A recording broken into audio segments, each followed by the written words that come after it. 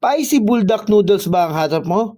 Kung ganon, tara, samahan niyo ako sa bagong pwesto ni Ate Jack, ang baga ng mama mo, dito sa Sampaloc, Manila, sa tinaguriang Ugbo 2.0. Pero bagong lahat, mag-subscribe at mag-follow ka muna sa ating YouTube channel at Facebook page. Kaya pinantay natin, tara! G! Sa Ate Jack, kumusta ka naman din eh? Ay, napakasaya. Jackpot, parang loto. Ano ba ibang tinda mo rito? Yun pa rin, yung syempre yung baga ng mama mo, hindi mawawala yan. Saka yung Thick Milo Crunch natin. Etong bulldog lang yung bago natin. Lagyan din natin yan ng bagal. Bakit naman ba?